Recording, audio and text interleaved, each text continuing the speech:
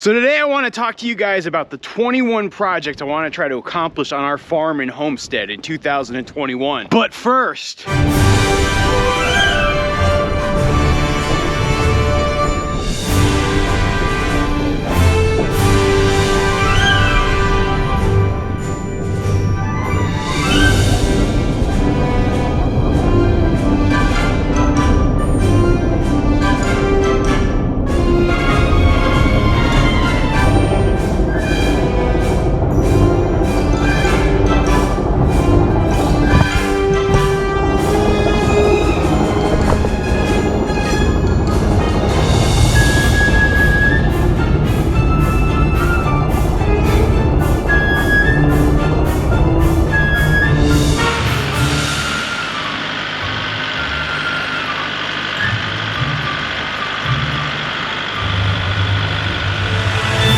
I feel like I've had parking garages in New York with a lot more clearance than this.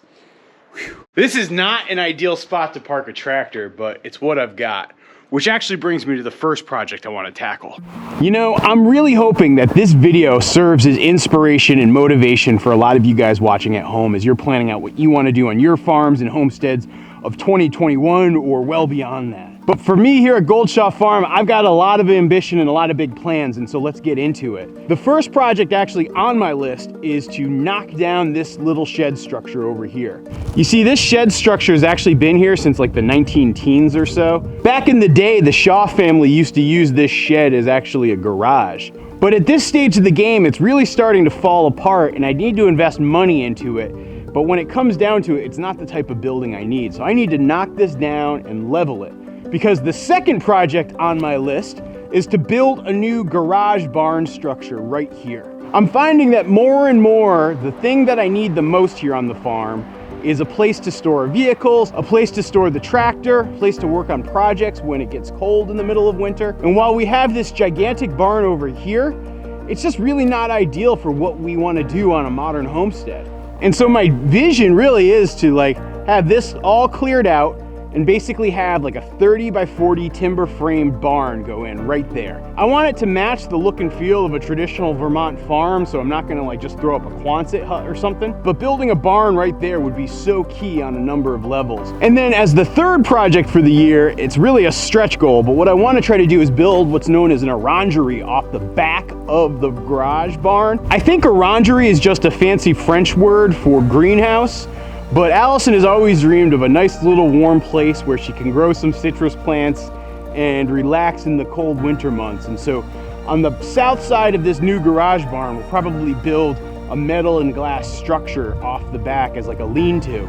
Because of how long this list is, and because of the fact that we need to wait for the garage to actually be fully completed before we can put in the orangerie, I'm not sure if it's gonna get done in 2021, but it is on the list. Hey Toby dog, how's it going, buddy?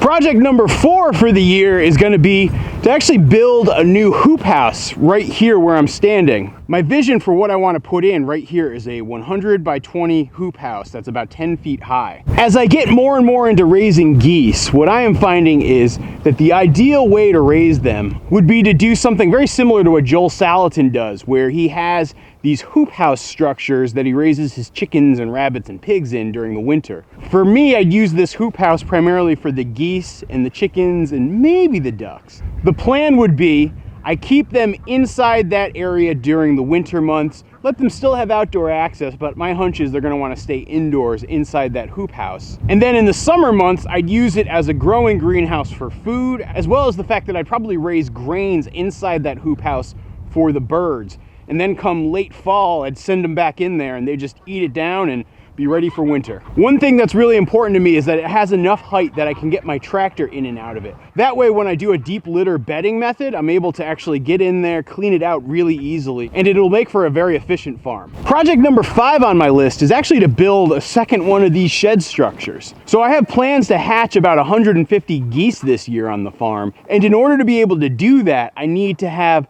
a second brooder. And so this building worked out great as a brooder for ducks and geese last summer. What I want to do is actually right on the other side of this watering station, I want to put a second building right about here. I got a brand new cabinet incubator, which is gonna let me do weekly hatching of birds. And so in order to be able to keep up with all the new birds, I'm gonna need plenty of brooder space. And so a second brooder right here will give me that extra space that I need. The way it's all gonna work is I'm gonna use the milk cooler room inside our barn as like the early nursery for the first week or so of the birds. But then in weeks 2, 3, and 4, they would live outside in these structures.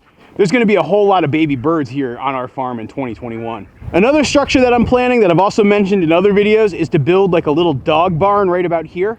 Right now, Toby's doghouse is, I don't know, not great. I mean, you can see it right there. You can see the ducks and geese hanging out by it.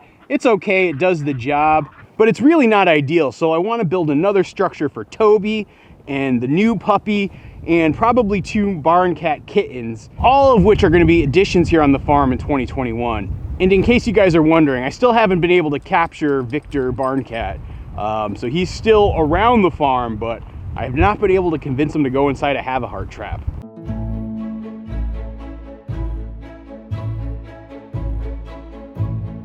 Project number 7 is I've got to repair the high drive on our barn. The high drive is a special ramp that lets you get up to the 3rd floor of our barn. In the olden days, they would roll the hay wagons up to the 3rd floor and store the hay up on the 3rd floor, and then they drop it down to the 2nd floor to feed the cows, and then they let the cow manure drop down to the 1st floor. But right now, if you look at the high drive here on our barn, it's in some seriously rough shape. Those timbers are really rotten and rotting. I'm afraid they could go pretty quickly. It actually even makes me a little nervous to park the tractor too far under the high drive. What I'm gonna need to do is chop down some trees, skid them down here with the tractor, and then get some friends to help me put the timbers up and rebuild that high drive ramp. It's not gonna be an easy project, but it's very necessary. Right now, I'm afraid to even walk on the thing. So another barn project I'm trying to tackle is replacing the roof on our barn. We got a special grant from the state of Vermont last year to do the work, but unfortunately with all the craziness around COVID, I wasn't able to line up the labor at the right time to get the job done. I'm hoping that I can convince the state to carry the grant over into this year, and I can try to tackle the project and get that roof replaced so that the barn doesn't rot and I don't have bigger structural issues with the barn in the future. Another project I want to try to tackle is actually addressing the drainage in our barn. Like, you can already see ice and water starting to pool up down here. What happens is the ice and snow falls off the roof and then melts, and then it drains down into here. By the time it gets to be April, it's either a swamp or a skating rink down here. And if I want to keep cattle down here in the winter next year, I can't have all that water pooling up. It'll be too much of a health hazard for the cows. So in my mind, putting in French drains to drain off the water on the edges of the barn, it's gonna be really important to tackle that one this year. Apart from getting the cows, the other animal we plan to bring in on the farm this year are bees. In late April, I'm getting a couple of nukes, I guess they're called nukes, of bees.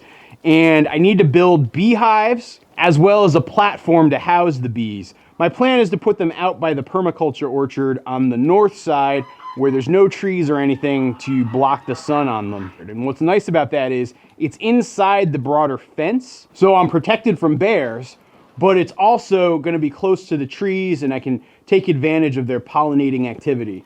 The last project I completed this fall was putting in the fence posts for our kitchen garden. We basically doubled the size of our garden for next year, but I still have a project where I have to put up the fencing for the garden. Allison would also like me to build raised beds inside the garden, so that's another project on the list. And I have ambitions to grow a whole bunch of pumpkins and potatoes this year on our farm, and so in the space where I tried to grow corn last year, I'm gonna try to put in pumpkins and potatoes.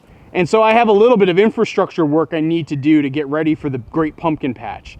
The potatoes are to feed Allison and me, the pumpkins are to feed mostly the ducks and geese. You know, probably the biggest focus of 2021 here on the farm is going to be to bring on cattle. Our goal is to have a herd of somewhere between, say, 4 and 8 cattle by the end of 2021. And so to support the cattle, I've got a couple of projects associated with them. Number one, I want to put out water lines in the permaculture orchard and up to the top of the pasture. Those water lines will make it easier to water the cattle as well as the ducks and geese. I also need to put a perimeter fence in around the top of the pasture because while I'm planning on using poly wire fencing to keep the cattle in place and mob graze them. I know that I need a perimeter fence to keep them from wandering off and breaking through. You know, sometimes accidents can happen. As far as the fencing that I plan on putting up on top of the pasture, I'm still a little bit conflicted. Part of me wants to go raid our cedar forest that we have here. We have several acres of cedars here that are perfect fence post size. You can actually see some of them right there. I use them for the garden fence. The challenge is we're looking to fence in about 30 acres, and that's gonna be a lot of work. One of the things that I've been looking into that the guy, Greg Judy, talks about a lot is the timeless fence posts. They're these fiberglass fence posts that are supposed to last for 20 years. They're pre-drilled so you can run the fencing wire right through them. And so part of me wonders if it makes more sense to go with those. While there's more expense to buy them, I actually save a ton of time because I don't have to go out there and harvest all my fence posts, and on top of it all, they're much easier and quicker to install. So I'm really debating that one, and for those of you who know a lot about fencing, I'd be really curious if you'd leave your point of view down in the comments. Hey look guys, do you see Pablo Barncat there? Hey Pablo. Also in support of the cattle, I actually really want to build some sort of chute for handling them. Joel Salatin just put out this new book that has all these building plans in it, and it's got some great plans for cattle chutes. So I will probably put a cattle chute somewhere out in the pasture. That way when I need to load my cattle, I can just drive them into the chute and get them loaded up easier versus trying to do something creative. I also want to build some mobile shelters for both the cattle and the geese. My plan is to actually free range the geese during the summer months this year. So that means not locking them up at night, but I do want to have some sort of mobile shelter so that they can get out of the wind and the rain if they need to. I'll probably be retrofitting the giant failed chicken tractor, but I'll also be looking at other designs too for shade mobiles. So the next project that I'm going to want to talk about here is something that I'm tackling with the help of today's video sponsor, Skillshare.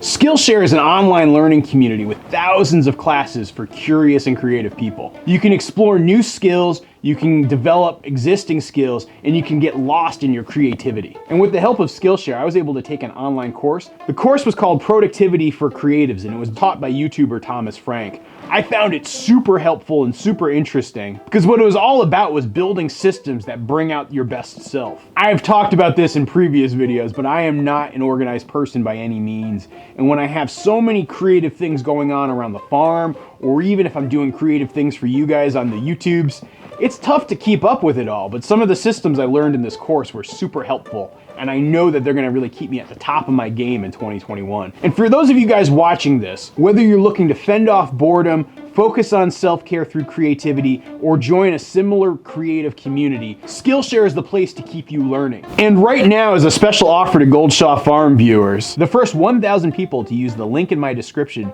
will get a free trial of the Skillshare Premium membership. And after that, it's only around 10 bucks a month. So if you act quick, you can take advantage of that offer and do some serious learning over the next couple of months. And thank you to Skillshare for sponsoring this video and contributing to the Cow Fund. So another thing we want to try to do in 2021 is actually to put in an apartment here in this room above our mudroom. See, this actually used to be like a workshop that would connect into the barn over there. You can even see where the connection used to be. But because the connecting out building was starting to fall down, we had to tear it down. Now we just have this smaller room that was always sort of a spare room that I was maybe thinking about turning it into an office. But after doing a lot of thinking and talking, Allison and I made the decision that we want to turn this into an apartment, somewhere where we can have friends and family come and stay. Also, it's a place that we might offer up on Airbnb, so like people could come and rent it eventually, like when the pandemic stuff all kind of comes to an end. And so what we're gonna do is turn this into like a little studio apartment. Right now, I'm in the process of putting in some stud walls right around here. I need to get it ready pretty soon for the plumbers to come in and do their thing. And once we get the plumbing set up and put in, we'll put in the flooring and the electrical and do all the other good stuff. And yeah, it's gonna make for a nice little tiny place where, like, I think the spot I'm standing in right now is gonna be the kitchenette. This is gonna be the bathroom. This will be like sort of the bedroom slash living space. It's not gonna be huge, and I wouldn't like wanna rent it as my house, but it'll be cool for like a vacation getaway for folks. The apartment also has its own separate exit and entrance. And then the final project for 2021 that I want to try to tackle is, and this one's going to probably happen soonest on the list, I want to put together some new t-shirts for you guys. I've been seeing the comments and seeing you ask for new shirt designs, and so I've been working on coming up with a couple of designs. So pretty soon I'm going to be running a contest where you can vote for your favorite shirt designs, and even if people are out there and they want to send me an email with a shirt design, let me know.